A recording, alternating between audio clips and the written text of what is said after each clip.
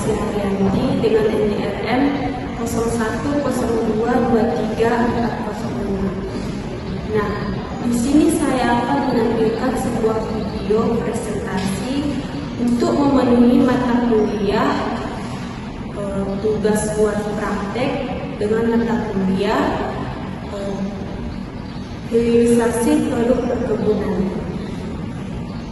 Nah, di sini saya mengangkat tema dengan hilirisasi perkebunan salam.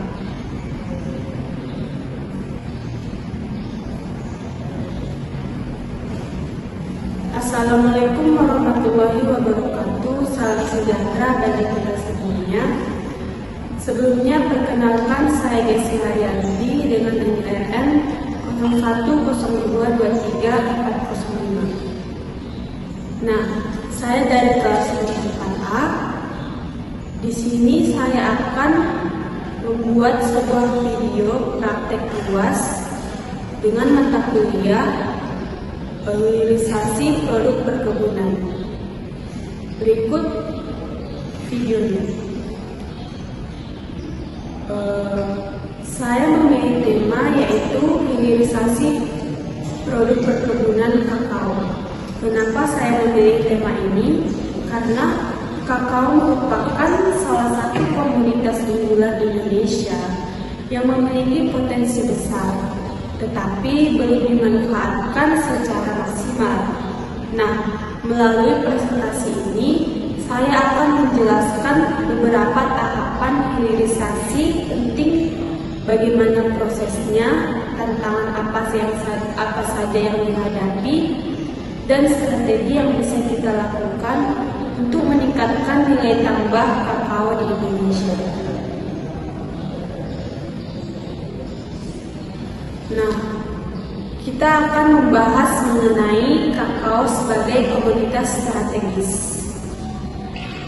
Kakao adalah salah satu komoditas perkebunan yang sangat penting bagi perekonomian Indonesia. Setiap tahunnya, produk kakao nasional mencapai ratusan ribu ton dan melibatkan jutaan petani di berbagai daerah. Nah, wilayah utama penghasil kakao adalah Sulawesi, Sumatera, dan Papua. Keberadaan kakao sangat viral karena tidak hanya memberikan kontribusi besar terhadap ekspor non-migas, tetapi juga menopang ekonomi pedesaan. Karena itulah pengembangan kakao harus dipandang sebagai upaya strategis dalam memperkuat sektor pertanian nasional, terutama dalam hal pendapatan petani dan penguatan industri lokal. Nah, latar belakang rendahnya nilai tambah. Apa sih yang menyebabkan rendahnya dari nilai tambah kakao ini? Berikut kita akan membahas mengenai rendahnya nilai tambah kakao. Namun, meskipun potensinya yang sangat besar, kenyataan di lapangan menunjukkan bahwa sebagian besar kakao Indonesia masih diekspor dalam bentuk biji mentah. Nah, biji mentah ini memiliki nilai jual yang sangat rendah dibandingkan dengan produk jadi, seperti coklat, bubuk kakao, dan kosmetik, serta minuman instan lainnya. Nah, akibatnya negara kita kehilangan potensi keuntungan yang sangat besar dari sisi rantai nilai. Malah sebaliknya, negara-negara pengimpor kakao mentah justru mengolah menjadi produk jadi bernilai yang sangat tinggi, kemudian menjualnya kembali dengan harga yang sangat mahal. Ini tentunya merugikan Indonesia. Karena apa? Karena produk kakao ini sendiri merupakan salah satu komoditas unggulan di Indonesia. Akan tetapi, Indonesia memiliki harga yang sangat kecil dibandingkan dengan negara lain. petani yang tidak mendapatkan nilai tambah optimal dari hasil perkebunan. Oleh karena itu, sudah saatnya kita mengubah pola ini melalui hilirisasi perkebunan kakao. Pentingnya hilirisasi kakao. Hilirisasi adalah proses pengolahan bahan mentah menjadi produk jadi yang sangat bernilai tinggi. Nah, dalam konteks kakao, hilirisasi berarti mengolah biji kakao menjadi produk seperti coklat, bubuk kakao, minuman seduh, hingga kosmetik berbahan dasar lemak kakao seperti yang saya sebutkan tadi. Dengan langkah ini, kita tidak hanya meningkatkan harga jual produk kakao, tetapi juga memperkuat daya saing industri dalam negeri. Hilirisasi turut mendorong pertumbuhan UMKM, membuka peluang usaha baru, dan yang paling penting meningkatkan kesejahteraan petani serta memperkuat ekonomi lokal dan nasional. Nah, tujuan dibuatnya hilirisasi ini tentunya untuk meningkatkan kesejahteraan dan kehidupan para petani di Indonesia sendiri. Nah, adapun tujuan dari hilirisasi kakao, secara umum tujuan utama hilirisasi kakao adalah untuk meningkatkan nilai tambah dari produk kakao Indonesia. Pengolahan seperti fermentasi, pengeringan, dan pengolahan menjadi pasta atau coklat dapat memberikan nilai jual lebih dari menjual biji yang secara mentah seperti itu. Nah, petani dan pelaku usaha kecil akan mendapatkan harga yang lebih besar jika terlibat dalam proses hilirisasi ini. Selain itu, hilirisasi juga bertujuan untuk mengurangi ketergantungan Indonesia terhadap ekspor bahan mentah. Kita perlu mendorong industri kita dalam negeri sendiri agar menjadi lebih maju, agar mampu mengolah kakao secara mandiri sehingga ekonomi menjadi lebih kuat dan berdaulat. Tujuan lainnya untuk menciptakan lapangan kerja baru di sektor pengolahan dan pemasaran produk kakao. Semakin berkembang industri hilir, maka semakin besar peluang kerja yang bisa diserap dan diperoleh oleh masyarakat Indonesia sendiri.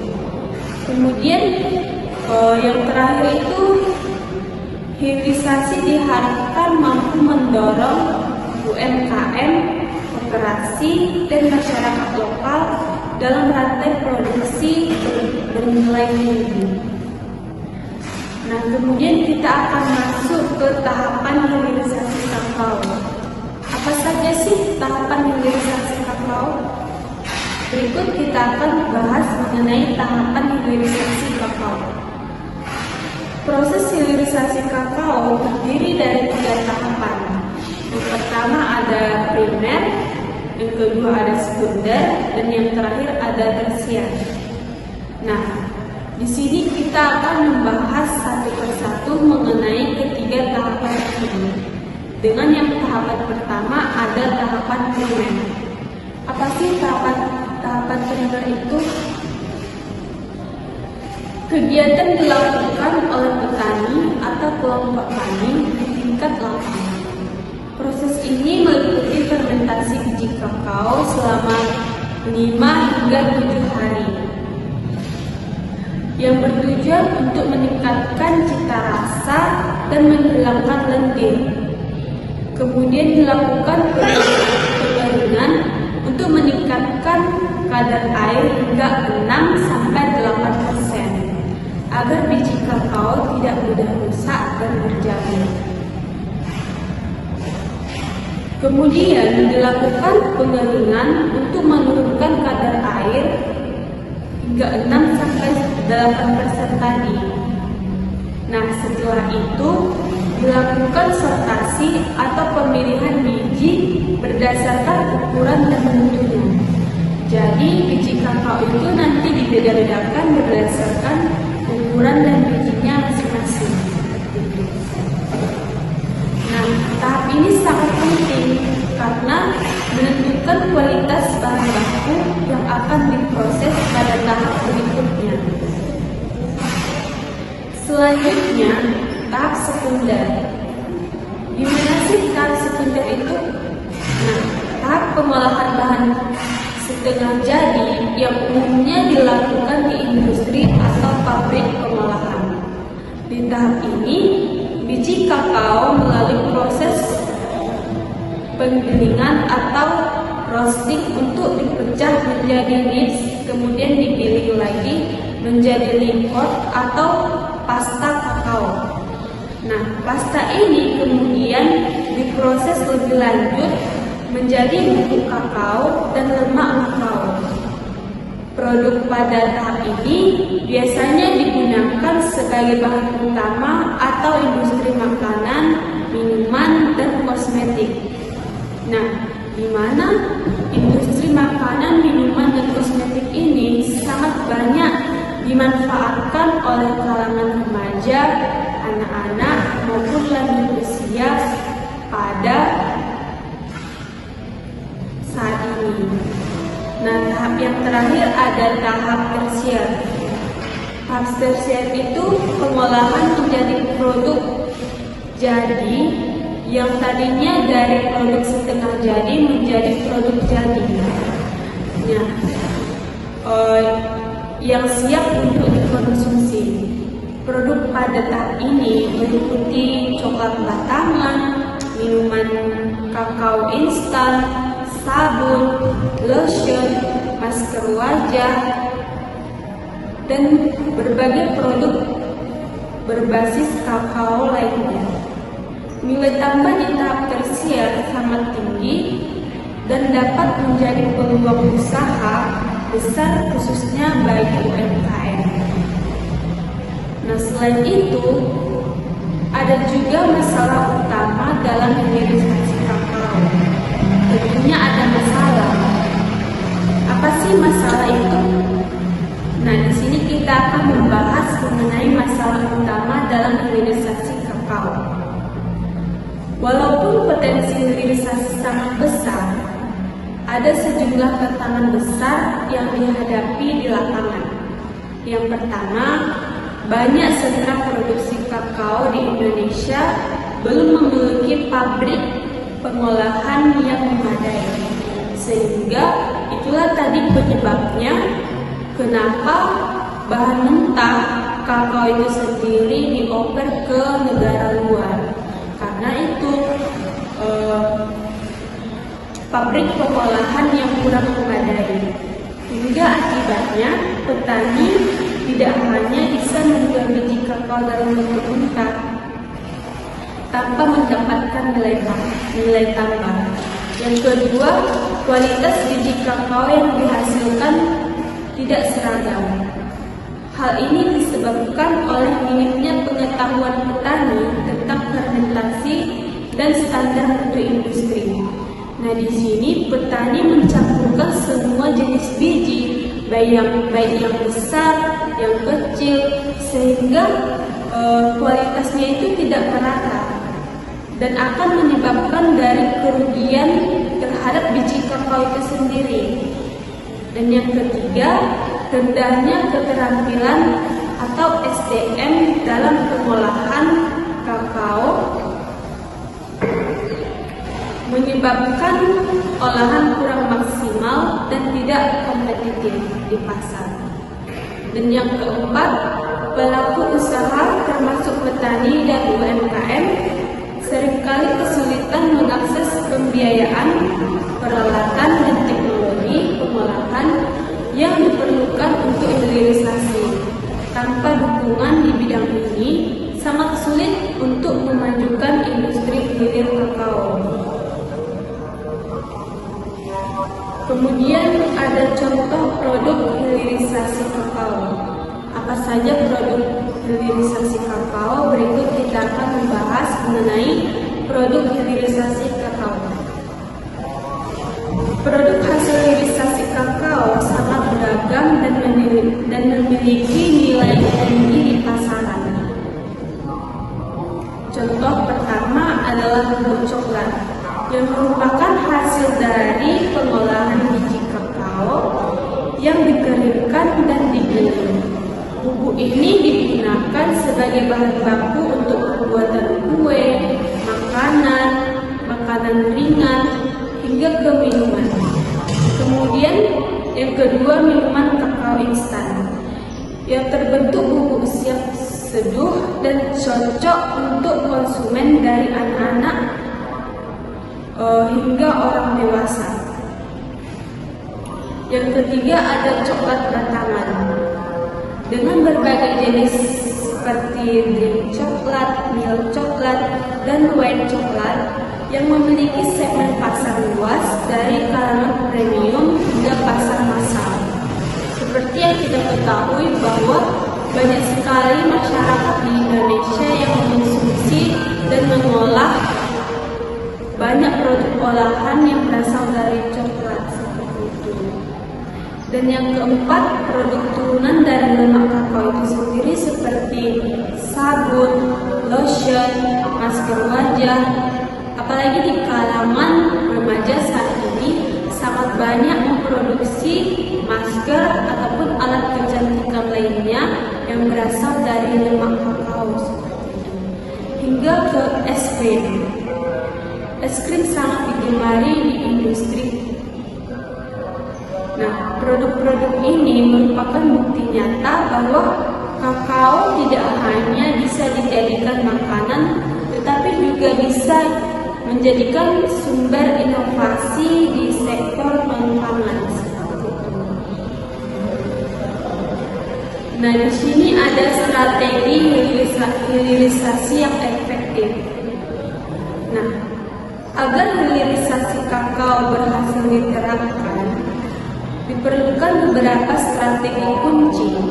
Salah satunya adalah pembentukan koperasi pengolahan kakao di tingkat desa, karena seperti di daerah-daerah penyuluhan, seperti di daerah-daerah terpencil, sangat kekurangan koperasi pengolahan kakao. Maka dari itu banyak petani di Indonesia yang akhirnya mengekspor bahan kakao ke negara lain seperti itu. Nah, pembentukan koperasi pengolahan kakao di tingkat desa yang memungkinkan petani bekerja secara kolektif dalam pengolahan dan pemasaran hasil kakao. Nah, kolektif ini meningkatkan daya tawar mereka di pasar. Strategi yang kedua adalah penyediaan alat fermentasi dan pelatihan teknis. Nah, agar petani dapat menghasilkan biji kakao berkualitas berkualitas tinggi sesuai standar industri. Nah, tentunya perlu pelatihan untuk para petani itu sendiri. Bagaimana caranya, apa saja tahapannya, seperti itu. Nah,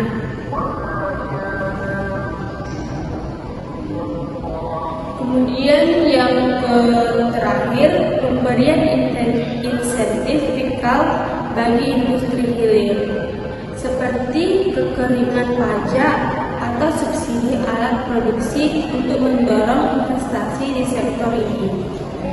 Nah, kemudian ada juga dampak dan peluang inovasi. Apa saja dampak ekonomi dan peluang inovasi? Nah, hilirisasi kakao membawa banyak dampak ekonomi yang sangat signifikan. Misalnya, harga jual biji kakao yang mentah mencapai 25.000 per kilogram dibanding dengan harga jual biji kakao produk jadi. Itu mencapai 100.000 per kilogram. Ini menunjukkan potensi keuntungan besar di pengolahan. Selain itu, hilirisasi menciptakan lapangan kerja baru di daerah.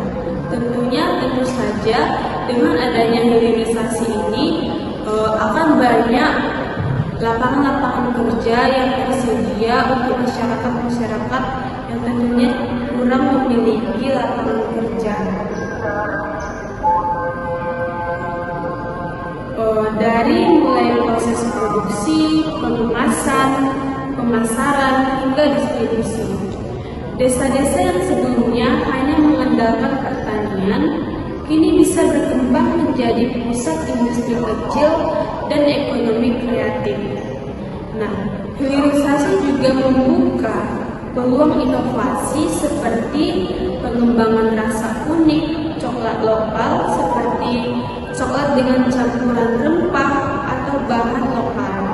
Nah, di sini bisa saja kolaborasi dengan wisata-wisata lain, dengan produk-produk lain untuk menghasilkan nilai produk yang lebih berkualitas lagi.